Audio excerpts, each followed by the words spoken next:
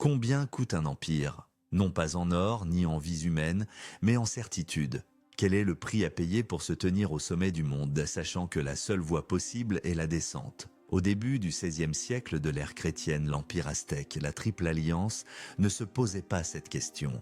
Il était la question et la réponse. Son cœur battant, Tenochtitlan, était une merveille défiant l'imagination. Une métropole lacustre plus grande que n'importe quelle ville d'Europe, un joyau de pierre et d'eau traversé par des canaux et relié à la terre par 3 chaussées massives. C'était une cité construite sur une prophétie, celle de l'aigle dévorant un serpent sur un cactus, un mythe fondateur qui justifiait une domination absolue. Car cet empire, aussi sophistiqué fut-il dans son administration, son art et son astronomie, était cimenté par la peur et irrigué par le sang. Des milliers de cœurs humains, arrachés sur les autels des pyramides, nourrissaient le soleil, Huitzilopochtli, le dieu colibri de la guerre, dans un cycle cosmique de violence sacrée. Les guerres fleuries n'étaient pas des conflits de conquête territoriale au sens européen, mais des campagnes rituelles destinées à capturer des guerriers pour le sacrifice. Les peuples soumis, les Tlaxcaltèques, les Totonacs et des dizaines d'autres payaient leur tribut non seulement en maïs, en plumes de quetzal et en jade, mais aussi en vies humaines. Leur haine cuisait à feu lent sous le joug de l'aigle. Et au sommet de cette pyramide de pouvoir et de crainte se tenait un homme, l'empereur Moctezuma II, le Tlatoani, celui qui parle. Il était plus un grand prêtre qu'un monarque, un homme pétri de superstition, dont le regard était tourné vers les étoiles et les entrailles des victimes. Or, depuis quelques années, les dieux semblaient nerveux. Les chroniques, les codex peints sur des pots de serre, rapportent une série de 8 présages funestes. Une comète apparue en plein jour, une flamme de feu, une épée de feu, comme si elle saignait goutte à goutte, comme une blessure dans le ciel. Puis, sans raison apparente, le temple de Huitzilopochtli prit feu et brûla jusqu'aux fondations.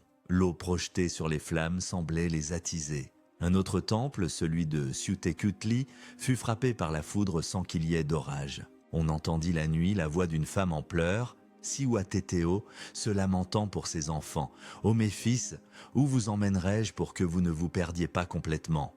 Des pêcheurs capturèrent sur le lac Texcoco un oiseau étrange, semblable à une grue, portant sur sa tête un miroir. Quand Moctezuma y regarda, il vit les étoiles du ciel nocturne puis une plaine où des hommes armés chevauchant des créatures semblables à des cerfs se livraient ces batailles. Puis le miroir se voila. Ces anomalies étaient-elles de simples coïncidences, des phénomènes naturels interprétés par un esprit inquiet, ou l'univers tentait-il de prévenir ses enfants d'une rupture imminente dans le tissu de la réalité?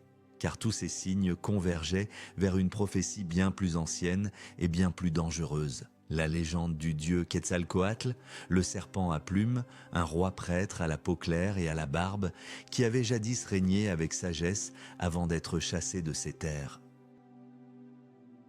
En partant vers l'est, par-delà le grand océan, il avait promis de revenir un jour, lors d'une année, un roseau, du calendrier sacré, pour réclamer son trône. L'année 1519 du calendrier des étrangers tombait précisément sur une année, un roseau. Et c'est de l'Est que des messagers effarés vinrent annoncer à Moctezuma l'apparition de montagnes flottantes sur les eaux du golfe du Mexique.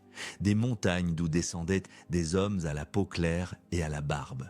Pour Moctezuma, l'équation était terrifiante de simplicité. Le dieu était de retour. Mais quel genre de dieu revient avec des bâtons qui crachent le feu et le tonnerre? L'empire était à son apogée, mais il était construit sur une faille spirituelle, une attente qui allait devenir un piège mortel. Les Aztèques ont bâti leur empire sur le sang, mais des étrangers venaient pour le noyer dans l'or. Le drame n'était pas que les dieux revenaient, mais que les hommes qui arrivaient se prenaient pour des dieux, et que les dieux locaux semblaient soudain bien silencieux. La question qui se pose est la suivante. Que croire quand le ciel vous envoie des signes? Faut-il y voir le doigt du destin ou le simple fruit du hasard? Partagez votre avis dans les commentaires. Ces présages étaient-ils une véritable alerte divine ou une simple superstition qui a paralysé un empire? Une superstition qui a paralysé un empire, ou peut-être une intuition fulgurante, une reconnaissance que le monde tel qu'il le connaissait touchait à sa fin. car sur ces montagnes flottantes, ces caravelles et ces brigantins qui effrayaient les pêcheurs totonacs, ne se trouvait aucun dieu. Il y avait des hommes usés par des semaines de traversées, affamés de gloire, de terres et surtout, d'or. Ils étaient environ 500 soldats, une poignée de cavaliers, quelques arbalétriers, des arquebusiers et une dizaine de canons de bronze. Une force dérisoire face aux centaines de milliers de guerriers que pouvait lever la Triple Alliance. Mais ils possédaient des armes bien plus redoutables que l'acier et la poudre. Ils possédaient le choc, l'inconnu. Les chevaux, ces cerfs sans cornes qui obéissaient aux cavaliers comme s'ils ne formaient qu'un seul être, semaient la terreur. Les canons, dont les détonations imitèrent le tonnerre des dieux et dont les boulets pouvaient faucher des rangs entiers, défiaient l'entendement. Leurs armures de métal les rendaient presque invulnérables aux flèches et aux lances à pointe d'obsidienne. Et à leur tête se tenait un homme qui incarnait à lui seul la démesure de l'ancien monde, Hernán Cortés. Ce n'était pas un simple soldat. C'était un hidalgo d'Estrémadure, une terre de pauvreté qui produisait les conquistadors les plus ambitieux et les plus impitoyables. Il avait étudié le droit à Salamanque, ce qui lui conférait une maîtrise de la rhétorique et de la manipulation légale. Il était audacieux, charismatique, calculateur et d'une cruauté pragmatique. Il n'était pas venu pour échanger des perles de verre contre des parures en or. Il était venu pour tout prendre. Débarquant sur la côte de ce qu'il nommerait la Veracruz, la vraie croix, il a immédiatement compris deux choses. Premièrement, la richesse de cette terre dépassait ses rêves les plus fous. Les émissaires de Moctezuma, envoyés pour savoir si ces nouveaux venus étaient de bien les envoyés de Quetzalcoatl, apportèrent des cadeaux somptueux. Des disques d'or et d'argent de la taille d'une roue de charrette représentant le soleil et la lune, des vêtements de plumes, des bijoux d'une finesse inouïe. Pour Moctezuma, c'était une offrande pour apaiser un dieu. Pour Cortés, c'était un acompte. Deuxièmement, il a compris que cet empire n'était pas un monolithe. Les Totonacs, ses premiers hôtes, se plaignirent amèrement de la tyrannie des Aztèques. Cortés a saisi l'opportunité. Il n'était pas seulement un conquérant, il allait devenir un libérateur. Une libération qui, bien sûr, se terminerait par une nouvelle servitude, mais chaque chose en son temps. L'or des Aztèques était une promesse, leur cruauté une opportunité. C'est là qu'intervient une figure aussi cruciale que controversée. Une femme sans qui la conquête n'aurait peut-être jamais eu lieu. Parmi les 20 esclaves offertes à Cortés par un chef local se trouvait une jeune femme nommée Malintzin que les Espagnols baptisèrent Marina. Elle parlait le nahuatl, la langue des Aztèques, et le maya qu'un des hommes de Cortés, Jerónimo de Aguilar, un prêtre naufragé qui avait vécu des années parmi les Mayas, comprenait. La chaîne de traduction était établie. Cortés parlait à Aguilar en espagnol, Aguilar traduisait en maya pour Marina, et Marina traduisait en nahuatl pour les émissaires aztèques. Bientôt, elle apprit l'espagnol et devint la voix, les oreilles et la conseillère stratégique de Cortés. Elle était bien plus qu'une traductrice. Elle comprenait les subtilités politiques, les rivalités, les croyances de son propre peuple. Traîtresse pour les uns, mère fondatrice du Mexique moderne pour les autres, elle était avant tout une survivante, naviguant avec une intelligence stupéfiante entre deux mondes qui s'apprêtaient à s'anéantir. Pour sceller son destin et celui de ses hommes, Cortés accomplit un acte d'une audace folle.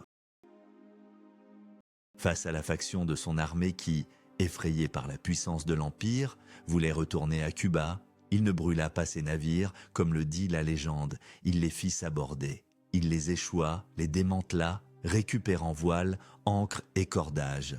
La retraite était impossible. La seule voie était vers l'avant, vers le cœur des ténèbres, vers la cité dorée de Tenochtitlan. La conquête du Mexique n'a jamais été une simple invasion, c'était un coup de poker, joué par un homme qui avait misé sa vie et celle de ses hommes sur une seule carte, l'audace. L'audace était la seule monnaie de Cortés et il allait la dépenser sans compter. La marche vers Tenochtitlan n'était pas une simple progression géographique. C'était une plongée dans un monde inconnu et hostile, un véritable road movie mortel où chaque étape était une épreuve de force, de ruse et de survie. La petite troupe espagnole, avec ses quelques chevaux et ses canons, était une anomalie dans ce paysage, une anomalie bruyante et dangereuse. Le premier obstacle majeur sur leur route n'était pas un allié de Moctezuma, mais son ennemi le plus acharné, la République de Tlaxcala. Les Tlaxcaltèques étaient un peuple fier et guerrier, encerclé par l'empire aztèque mais jamais soumis.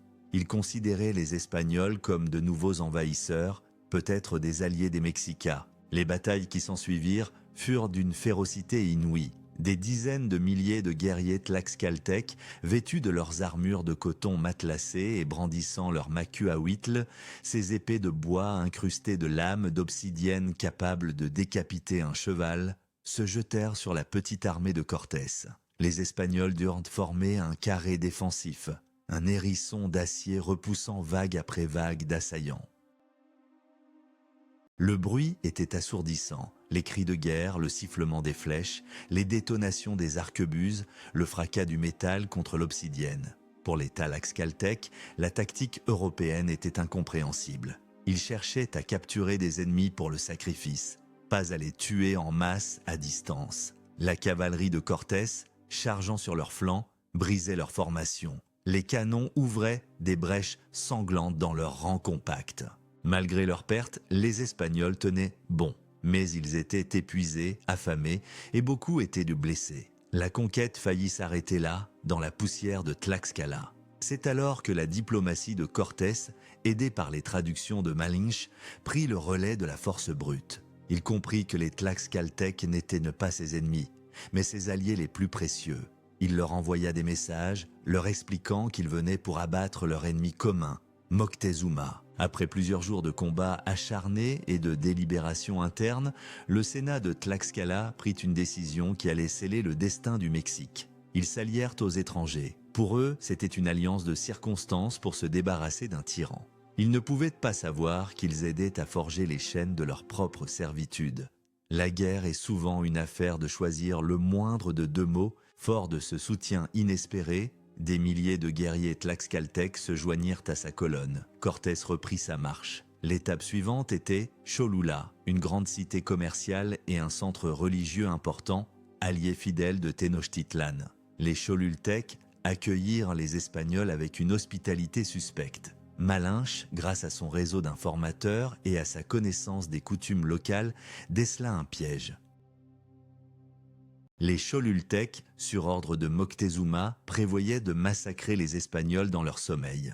La réaction de Cortés fut d'une rapidité et d'une brutalité glaciale. Il convoqua les nobles et les prêtres de Cholula sur la place principale, sous prétexte de leur faire ses adieux. Une fois la foule désarmée et rassemblée, il donna le signal. Les Espagnols et leurs alliés tlaxcaltèques se déchaînèrent. Ce fut un massacre systématique, une opération de terreur calculée. Pendant 2 jours, la ville fut mise à sac. Des milliers d'hommes, de femmes et d'enfants furent tués. Les temples furent incendiés. Le message envoyé à Moctezuma était limpide. La résistance serait noyée dans le sang. La nouvelle du massacre de Cholula se répandit comme une traînée de poudre, semant la terreur et la stupeur. L'empereur aztèque, de plus en plus paralysé par le doute et la peur, ne savait plus quelle stratégie adopter. Fallait-il combattre ces êtres surhumains ou les accueillir comme des dieux? Il choisit la seconde option. La route vers Tenochtitlan était désormais ouverte. La petite armée, grossie de ses alliés indigènes, traversa les cols élevés entre les volcans Popocatépetl et Iztaccíhuatl, et de là ils virent, pour la première fois, le spectacle qui avait fait rêver et trembler des générations d'aventuriers. La vallée de Mexico, avec son chapelet de lacs scintillants et au milieu du plus grand, flottant comme un mirage, la cité blanche de Tenochtitlan, ses pyramides et ses palais se découpant sur le ciel. C'était la porte d'un nouveau monde, ou peut-être la porte de l'enfer. La porte de l'enfer s'ouvrit sur un paradis. Le 8 novembre 1519, Hernán Cortés et sa petite armée firent leur entrée dans Tenochtitlan. Ce qu'ils découvrirent dépassait tout ce qu'ils avaient pu imaginer. Les récits des soldats, comme celui de Bernal Díaz del Castillo, sont remplis d'un émerveillement presque enfantin. Ils parlaient de choses jamais vues, ni même rêvées. Les larges chaussées, les ponts-levis ingénieux, les tours et les temples qui semblaient surgir de l'eau. Les marchés animés où des dizaines de milliers de personnes échangeaient des marchandises venues de tout l'Empire. Les jardins flottants, les chinampas et qui nourrissaient cette immense population. C'était une Venise plus grande, plus peuplée, et, à bien des égards, plus propre que n'importe quelle ville européenne de l'époque. Mais la beauté cachait une tension palpable. Les Espagnols étaient une poignée d'hommes armés au milieu d'une cité de plusieurs centaines de milliers d'habitants, dont beaucoup étaient des guerriers chevronnés. Ils étaient des invités, mais ils étaient aussi des prisonniers potentiels dans une cage dorée. Sur l'une des chaussées principales, la rencontre historique eut lieu. Moctezuma, le Tlatoani, porté sur un palanquin orné de plumes de quetzal et couvert de bijoux, s'avança pour accueillir Cortés. L'empereur était un homme d'une quarantaine d'années, grand et mince, à la dignité royale. Cortés, descendu de cheval, tenta de l'étreindre à la manière européenne. Mais les nobles aztèques l'en empêchèrent. Personne ne devait toucher l'empereur. Ce simple geste manqué résumait l'abîme culturel qui les séparait. Moctezuma, toujours convaincu d'avoir affaire aux émissaires de Quetzalcoatl, conduisit les Espagnols au palais de son père, Axayacatl, un immense complexe de bâtiments au cœur de la ville, près du Grand Temple. Il leur offrit des colliers d'or et leur dit « Soyez les bienvenus, vous êtes dans votre maison ». C'était soit un acte de soumission dicté par la superstition, soit la plus subtile des stratégies pour attirer l'ennemi dans un piège. Les jours qui suivirent furent une étrange période de paix armée. Un duel psychologique feutré entre les deux dirigeants. Cortés et ses hommes exploraient la ville, stupéfaits par sa grandeur mais horrifiés par les preuves omniprésentes des sacrifices humains. Les crânes empilés sur le Tzompantli, les autels encore tachés de sang, les prêtres aux cheveux emmêlés de sang séché. Pour les Espagnols, c'était la preuve qu'ils étaient en territoire démoniaque et que leur mission de conversion était une justification divine pour la conquête. Les Aztèques, de leur côté, observaient ces étrangers aux mœurs barbares qui semblaient obsédés par ce métal jaune et mou, le caca des dieux, qu'ils n'utilisaient qu'à des fins ornementales et rituelles. Ils étaient fascinés et repoussés par ces hommes qui ne se lavaient pas aussi souvent qu'eux et dont les visages étaient couverts de poils. Cortés comprit rapidement que sa position était précaire. Le moindre incident pouvait transformer ses hôtes en bourreaux. Il lui fallait un avantage, un bouclier. Il joua alors son coup le plus audacieux. Prétextant une escarmouche sur la côte, au cours de laquelle des soldats espagnols avaient été tués sur ordre d'un chef aztèque, il se rendit au palais de Moctezuma avec une trentaine d'hommes armés et, avec une politesse glaciale, invita l'empereur à venir résider avec eux dans le palais d'Axayacatl. Ce n'était pas une invitation, c'était un enlèvement. Moctezuma, paralysé par l'indécision et peut-être par une peur sacrée, protesta, mais finit par céder.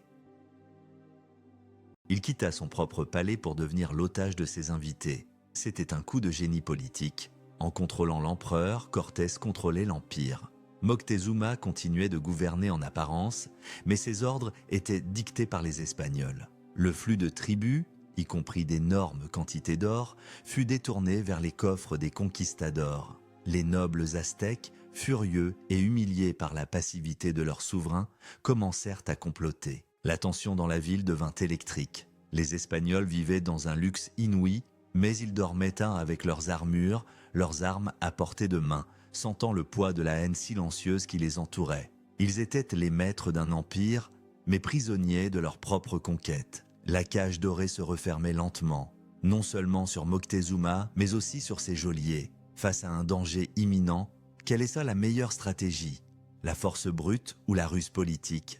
Si vous étiez à la place de Cortés, auriez-vous choisi le conflit ouvert ou la manipulation de l'empereur pour survivre au cœur de la capitale ennemie? Faites votre choix dans les commentaires. La manipulation avait fonctionné, mais elle avait créé une bombe à retardement au cœur de l'empire. Alors que Cortés tenait Moctezuma en laisse, transformant le souverain en marionnette, un nouveau danger surgit, non pas des Aztèques, mais de son propre camp.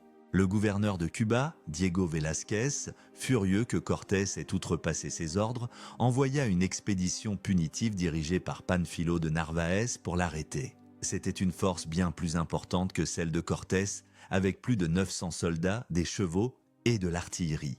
Apprenant la nouvelle, Cortés se retrouva dans une situation impossible. Il devait quitter Tenochtitlan pour affronter Narvaez sur la côte, mais il ne pouvait pas abandonner la ville sans perdre le contrôle de son précieux otage et de son trésor. Il prit une décision risquée, laissant une garnison d'environ 120 hommes à Tenochtitlan sous le commandement de son lieutenant le plus impulsif et le plus brutal, Pedro de Alvarado. Il partit avec le reste de ses troupes pour une marche forcée vers la côte. Par une combinaison de ruses, de raids nocturnes et de promesses d'or, il réussit non seulement à vaincre l'armée de Narvaez, mais aussi à convaincre la plupart de ses soldats de se joindre à sa cause. Il revenait vers Tenochtitlan avec des forces considérablement accrues. Mais pendant son absence, le désastre avait frappé. Alvarado, paranoïaque et avide, avait commis une erreur tragique. Pendant la grande fête de Toxcatl, l'une des plus importantes cérémonies religieuses aztèques, il crut déceler les signes d'un complot, alors que des milliers de nobles et de guerriers, désarmés et vêtus de leurs plus beaux atours, dansaient dans la cour du grand temple. Il ordonna à ses hommes de fermer les sorties et de les massacrer. Ce fut un carnage effroyable, une tuerie d'une cruauté insensée qui anéantit l'élite de la noblesse aztèque. La ville, qui avait jusqu'alors toléré la présence des Espagnols avec une patience tendue, explosa de fureur. Quand Cortés revint, il trouva une ville en état de siège. La garnison d'Alvarado était assiégée dans le palais d'Axayacatl, bombardée de pierres et de flèches. Cortés et ses renforts réussirent à se frayer un chemin jusqu'au palais, mais ils ne firent d'eux que s'enfermer dans le piège. La situation était désespérée. Les Aztèques, désormais dirigés par le frère de Moctezuma, Cuitlahuac, un chef bien plus agressif, lancèrent des assauts incessants. Les rues devinrent des champs de bataille. Cortés tenta d'utiliser Moctezuma pour calmer la foule. Il le fit monter sur le toit du palais pour qu'il s'adresse à son peuple.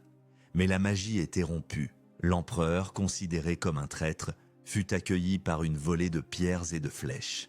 Mortellement blessé, il mourut quelques jours plus tard, soit de ses blessures, soit assassiné par les Espagnols qui n'avaient plus besoin de lui.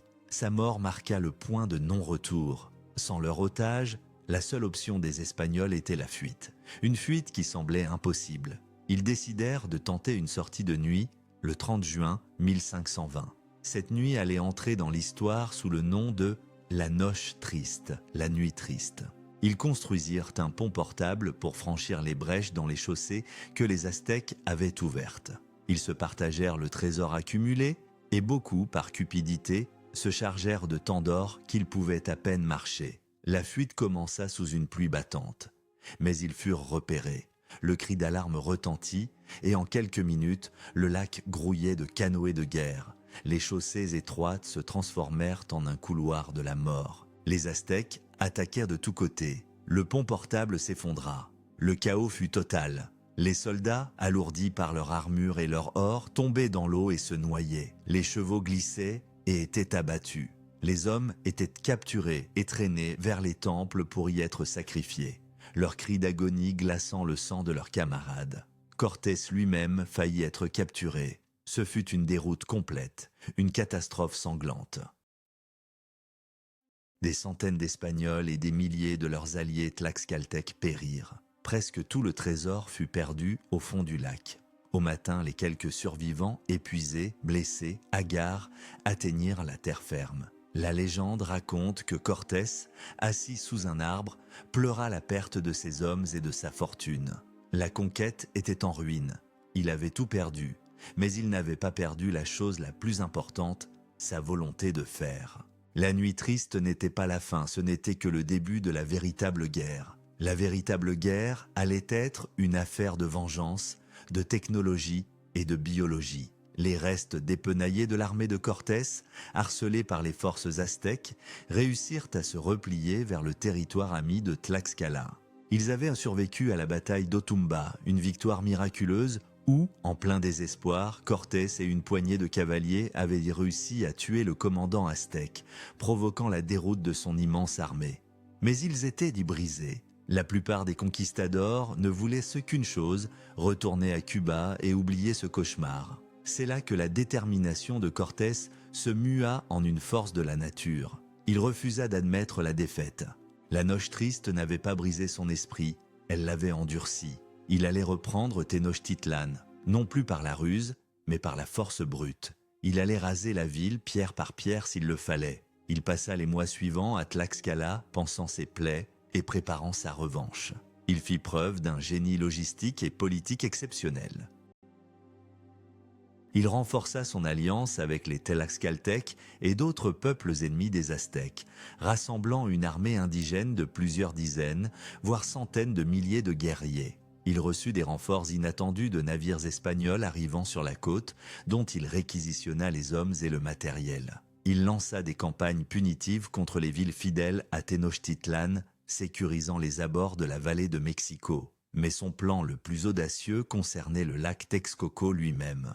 Il avait compris que pour prendre la cité insulaire, il fallait contrôler l'eau, couper ses voies de ravitaillement et pouvoir débarquer des troupes directement dans la ville. Il ordonna la construction d'une flotte de 13 brigantins. C'était un projet pharaonique. Les navires furent construits en pièces détachées à Tlaxcala, à près de 100 km de la vallée de Mexico, en utilisant les restes des navires qu'il avait fait s'aborder. Puis, des milliers de porteurs indigènes transportèrent les planches, les mâts, les ancres et les voiles à travers les montagnes jusqu'aux rives du lac Texcoco, où ils furent assemblés. Ces léviathans de bois, armés de canons, allaient être la clé du siège. Pendant ce temps, un allié invisible et bien plus mortel que n'importe quelle armée était à l'œuvre. Un esclave africain, arrivé avec l'expédition de Narvaez, avait apporté avec lui la variole. Cette maladie, inconnue dans les Amériques, se propagea comme une traînée de poudre parmi la population indigène qui n'avait aucune immunité. L'épidémie fut dévastatrice.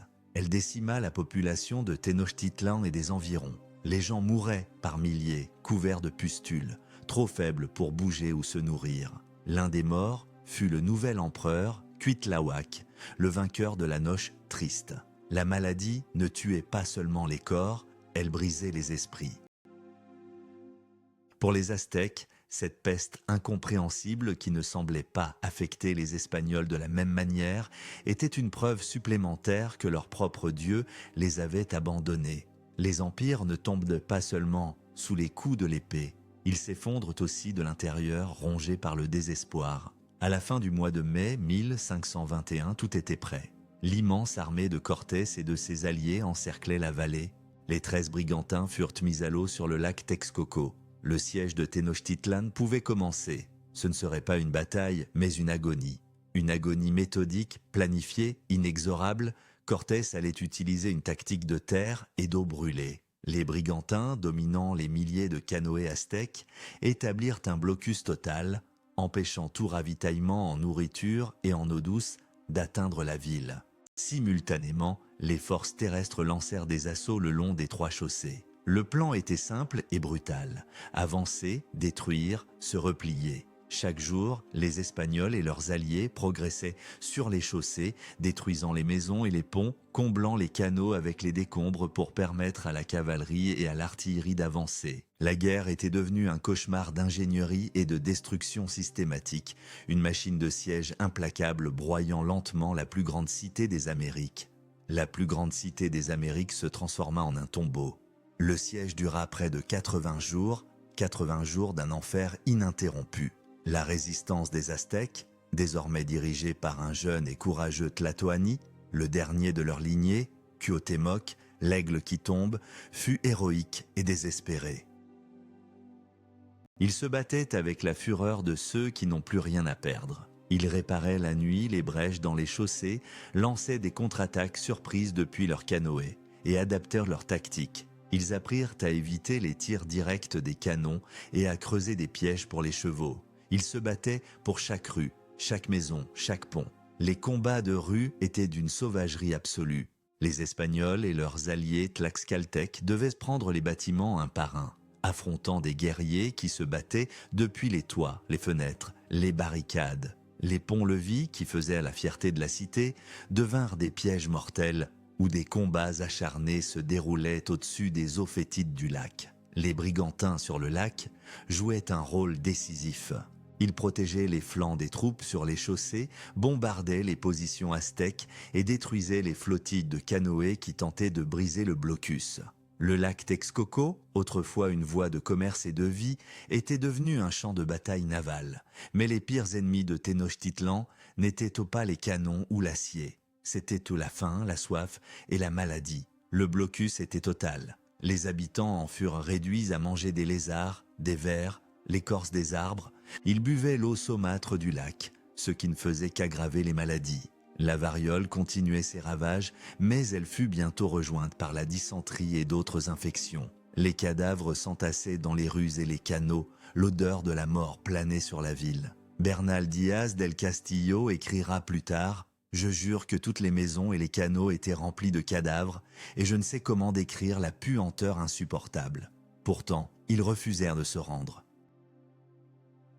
Cuauhtémoc incarnait cet esprit de résistance indomptable. Il rejeta toutes les offres de paix de Cortés, préférant mourir en combattant plutôt que de vivre en esclave. Il ordonna même le sacrifice de plusieurs dizaines de prisonniers espagnols capturés lors d'une contre-attaque. Leurs anciens camarades, depuis leur position, assistèrent avec horreur à la scène, voyant leurs amis être traînés au sommet de la grande pyramide, leurs cœurs arrachés et leurs corps jetés en bas des marches. C'était un acte de défi ultime, mais aussi une erreur psychologique. La vision de ce sacrifice ne fit que renforcer la détermination des Espagnols à détruire cette cité démoniaque. Au début du mois d'août, les défenseurs étaient acculés dans un petit quartier de la ville, Tlatelolco. C'était leur dernier bastion. L'assaut final fut une boucherie. Cortés, peut-être pris de pitié ou réalisant qu'il détruisait le prix même de sa victoire, hésita, mais ses alliés tlaxcaltèques, animés par des siècles de haine, ne montrèrent aucune pitié. Le 13 août 1521, jour de Saint-Hippolyte, tout était terminé. Cuauhtémoc, tentant de s'échapper en pirogue avec sa famille pour continuer la lutte ailleurs, fut repéré et capturé par un brigantin espagnol. Amené devant Cortés, le jeune empereur, avec une dignité qui impressionna ses vainqueurs, toucha la dague du conquistador et lui dit « Prends ce poignard et tue-moi ». Cortés refusa, lui promettant un traitement honorable. Une promesse qui, comme tant d'autres, serait bientôt trahie. La capture du dernier empereur marqua la fin. Le silence tomba sur les ruines fumantes de Tenochtitlan. L'empire de l'Aigle avait cessé d'exister. La fin d'un monde n'est jamais silencieuse. Elle est le bruit assourdissant d'une civilisation qui s'effondre. Face à une défaite inéluctable, que choisiriez-vous? La résistance jusqu'au dernier souffle comme Cuauhtémoc, sachant qu'elle mènera à la destruction totale, ou la survie en acceptant la soumission pour préserver votre peuple d'une annihilation complète? Exprimez votre choix dans les commentaires. La survie a un prix et la victoire un goût amer.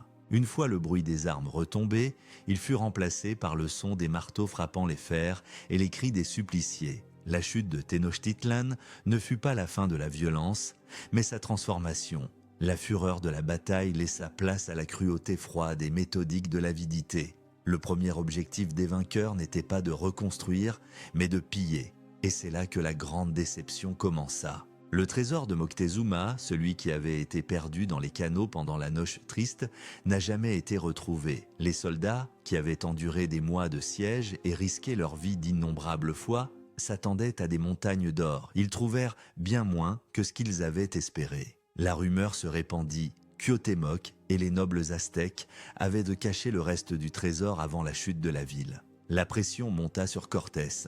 Ses propres hommes, proches de la mutinerie, l'accusèrent d'avoir dissimulé le butin pour lui-même. Pour apaiser ses troupes et sous la pression du trésorier royal, Cortés céda à l'infamie. Il autorisa la torture de Cuauhtémoc et du seigneur de Tlacopan. On leur enduisit les pieds d'huile et on les approcha du feu pour les faire parler. La légende raconte que le seigneur de Tlacopan, incapable de supporter la douleur, se tourna vers son empereur en gémissant. Cuauhtémoc lui aurait alors répondu avec un mépris glacial « Et moi, suis-je sur un lit de roses ?»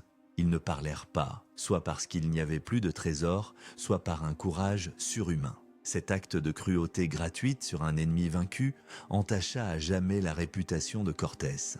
La recherche de l'or devint une obsession maladive.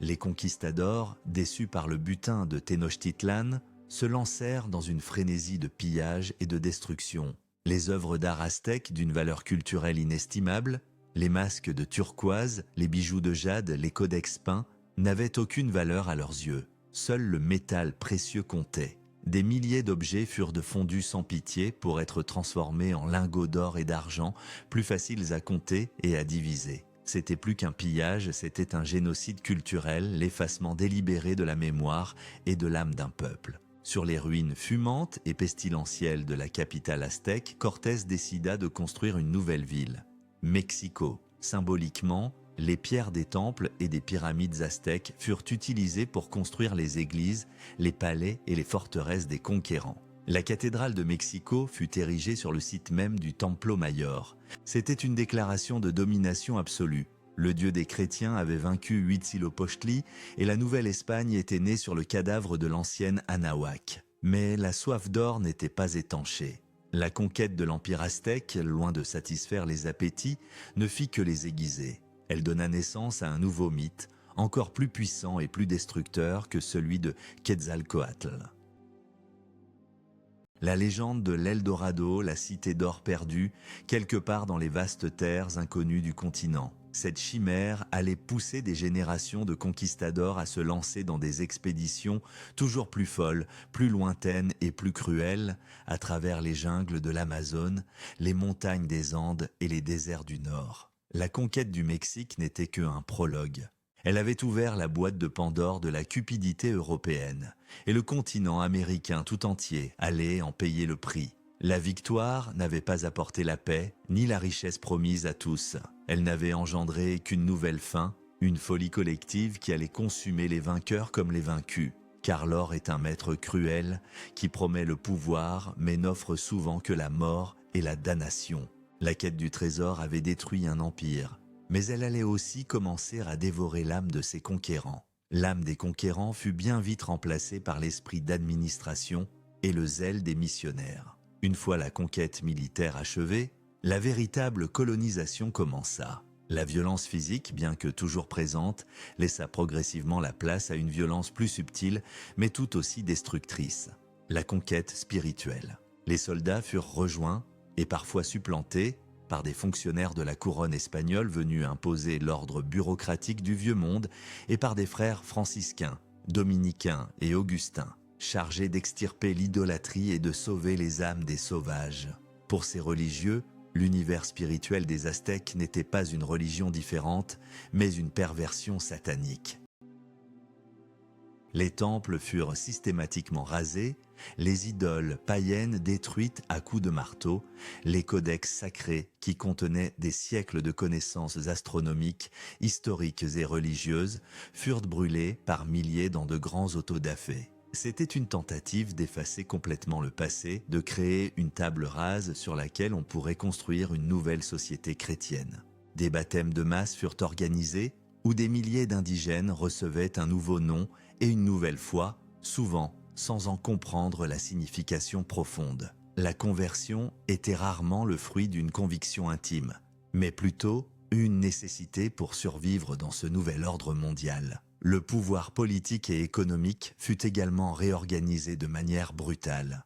Cortés et ses capitaines se virent attribuer de vastes terres et, avec elles, les populations indigènes qui y vivaient. C'était le système de l'encomienda, un esclavage à peine déguisé. L'encomendero était censé protéger ces indigènes et veiller à leur instruction chrétienne. En retour, il lui devait le travail forcé et le tribut. Dans la pratique, ce fut un système d'exploitation féroce qui décima les populations par le surmenage, les mauvais traitements et les maladies. Le choc démographique fut cataclysmique. En un siècle, la population du Mexique central chuta de peut-être 25 millions d'habitants à un peu plus d'1 million. Ce fut l'une des plus grandes catastrophes humanitaires de l'histoire. Pourtant, malgré cette oppression systématique, les anciens dieux ne moururent pas complètement. Ils entrèrent dans la clandestinité. La conquête spirituelle ne fut jamais totale. Elle donna naissance à un phénomène fascinant de syncrétisme religieux et de résistance culturelle. Les indigènes apprirent à dissimuler leurs anciennes croyances sous un vernis de catholicisme. Des dieux aztèques prirent les traits de saints chrétiens.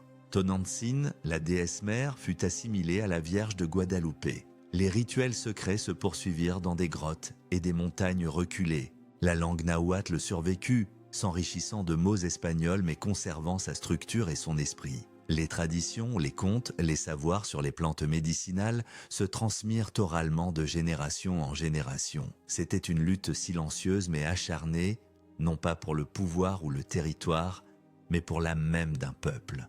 La culture aztèque n'a pas été anéantie, elle a été fracturée, submergée, mais ces fragments ont survécu, fusionnant de manière complexe et souvent douloureuse avec la culture espagnole. C'est de ce choc, de cette fusion forcée, qu'est né le Mexique moderne. Une nation métisse, à l'identité profondément contradictoire, à la fois héritière de ses bourreaux et de ses victimes. Les églises baroques construites avec les pierres des pyramides sont le symbole parfait de cette réalité. Elles sont le triomphe du conquérant, mais elles sont aussi le tombeau de l'ancien monde, un tombeau dont les fantômes continuent de hanter le présent. L'empire des Aztèques n'existait plus, mais il était devenu un empire de fantômes dont l'héritage invisible continuait de façonner les vies et les croyances de millions de personnes, bien après que le dernier conquistador soit retourné à la poussière. Ces fantômes n'ont pas seulement hanté le Mexique,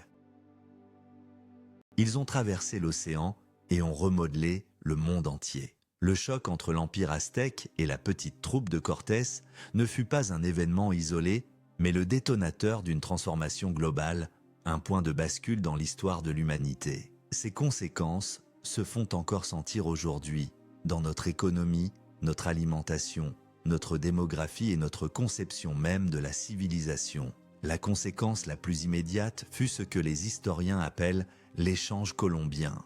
Pour la première fois, les écosystèmes des deux hémisphères, séparés depuis des millions d'années, furent brutalement reconnectés. Des plantes américaines comme le maïs, les pommes de terre, les tomates, les haricots, le cacao et le tabac furent introduites en Europe, en Afrique et en Asie, transformant radicalement l'agriculture et l'alimentation mondiale. Imaginez la cuisine italienne sans tomates ou l'Irlande sans pommes de terre. En retour, l'Europe a apporté le blé, le riz, les chevaux, les bovins, les porcs et les moutons au Nouveau Monde, changeant à jamais son paysage et son économie. Mais l'échange le plus tragique fut celui des maladies. La variole, la rougeole, la grippe importées par les Européens ont ravagé les populations amérindiennes. En sens inverse, les Amériques ont peut-être donné la syphilis à l'Europe.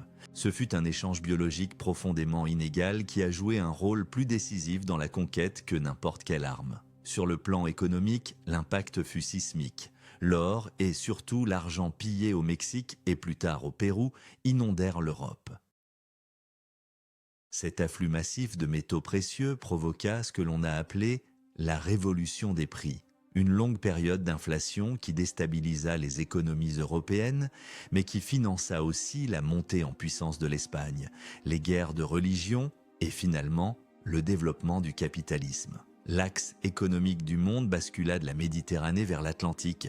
C'était la naissance d'une économie monde, interconnectée par les routes maritimes et alimentée par les ressources du Nouveau Monde. Politiquement, la conquête du Mexique a inauguré l'ère du colonialisme européen. Le modèle de conquête et d'exploitation établi par Cortés servit de prototype pour les futures entreprises coloniales en Amérique, en Asie et en Afrique. L'idée qu'une nation civilisée avait le droit, voire le devoir, de soumettre des peuples inférieurs pour leur apporter le progrès et la vraie foi est née de cette rencontre brutale. L'héritage de cette période continue de façonner les relations internationales et les inégalités mondiales. 5 siècles plus tard, les figures de cette tragédie sont devenues des symboles, des archétypes dont le sens est constamment débattu. Hernán Cortés. Est-il un explorateur courageux, un génie militaire qui a ouvert un nouveau monde ou un criminel de guerre génocidaire motivé par une cupidité pathologique? Moctezuma. Est-il un souverain sage mais paralysé par la superstition, un traître qui a livré son peuple ou un diplomate subtil dont la stratégie a échoué? Malinche. Est-elle la traîtresse ultime qui a vendu son peuple à l'envahisseur ou la mère fondatrice d'une nouvelle nation métisse, une femme d'une intelligence exceptionnelle qui a navigué entre deux mondes pour survivre? Il n'y a pas de réponse simple. L'histoire de la conquête est une tapisserie complexe tissée de fils de courage et de cruauté, de foi et de fanatisme, de génie et de folie. Elle nous rappelle que l'histoire n'est jamais écrite en noir et blanc, mais dans des nuances de gris et de sang, chaque monument à Cortés qui est déboulonné, chaque débat sur le nom à donner à cette période, découverte, invasion, rencontre, prouve que ces blessures ne sont pas cicatrisées.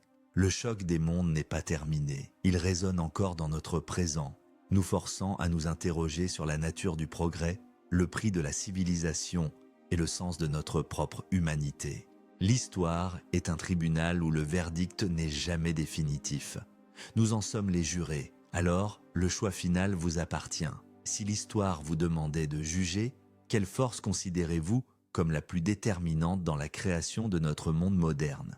L'ordre hiérarchique et rituel d'un empire comme celui des Aztèques, ou le chaos, conquérant et novateur d'aventuriers comme les conquistadors?